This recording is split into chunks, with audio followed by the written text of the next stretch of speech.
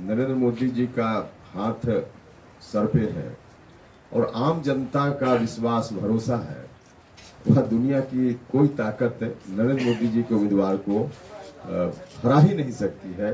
असंभव है, चाहे कोई जितना जोर आजमाइश कर ले। सवाल है, इनको तो मालूम है कि कुछ होना ही नहीं है, तो 1 करोड़ क्या 5 करोड़ का वादा कर दे, उससे क्या फर्क पड़ता है। 2022 MP का चुनाव लड़ने वाला कोई दल और कहे कि देश में सरकार बनेगी तो हम यह करेंगे वह करेंगे, तो बिल्कुल हास्यास्पद है ना। यूपी के सुपरस्टार पवन सिंह काराकाट से चुनाव लड़ने वाले हैं। अब इसको लेकर काराकाट से जो एनडीए के उम्मीदवार हैं, राष्ट्रीय लोक मोर्चा के राष्ट्रीय अध्यक्ष उपेंद्र कुशवाहा ने अपनी चुप्पी तोड़ दी है। उपेंद्र कुशवाहा ने कहा है कि काराकाट से कौन चुनाव लड़ता है मायने ये नहीं है, एनडीए के जो प्रत्याशी होंगे कहीं भी होंगे वो जीतेंगे, जिसके ऊपर नरेंद्र मोदी का हाथ हो, नरेंद्र मोदी का आशीर्वाद जिस प्रत्याशी को प्राप्त हो उसे कोई हरा नहीं सकता है। वहीं उपेंद्र कुशवाहा ने तेजस्वी यादव के 1 करोड़ नौकरी देने के जो मैनिफेस्टो में उन्होंने कहा है, उस पर कहा कि जो पार्टी 22 सीटों पर बिहार में चुनाव लड़ रही है, वो पार्टी अगर 1 करोड़ क्या 5 करोड़ भी अगर नौकरी देने का वादा कर देती है तो क्या फ़र्क पड़ता है। क्या कुछ कह रहे हैं उपेंद्र कुशवाहा, आप खुद सुनिए इस वीडियो में। मैनिफेस्टो, प्रधानमंत्री जी का मैनिफेस्टो मतलब बिल्कुल गारंटी शुदा मैनिफेस्टो।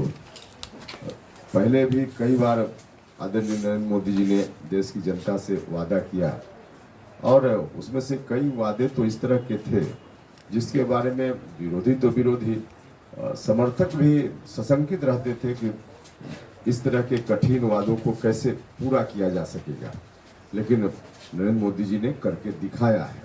तो इसलिए अभी भी जो वादा उन्होंने किया है, देश की जनता को, बिहार की जनता को उनके ऊपर पूरा भरोसा है कि जो वादा उन्होंने किया है यह दूसरे का वादा नहीं, मोदी जी की गारंटी है, इसलिए पूरा होगा और लोगों को मालूम है, इसलिए लोगों का भरोसा भी है।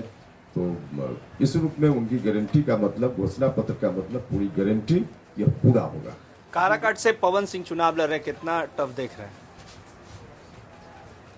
देखिए, चुनाव कौन लड़ रहे हैं नहीं लड़ रहे हैं वो एक अलग विषय है, लेकिन काराकाट हो या कहीं जहां नरेंद्र मोदी जी का हाथ सर पे है और आम जनता का विश्वास भरोसा है, वह दुनिया की कोई ताकत नरेंद्र मोदी जी के उम्मीदवार को हरा ही नहीं सकती है।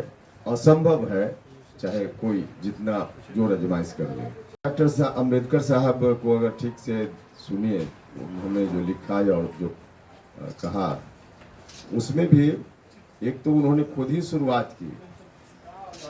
बहुत सारी चीजें ऐसी हैं परंपरा में जिनको आज की तारीख में नहीं रहना चाहिए।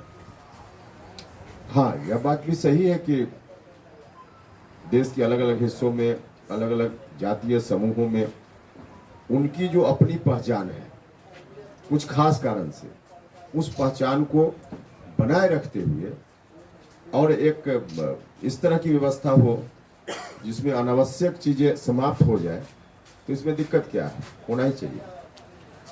एक तरफ भी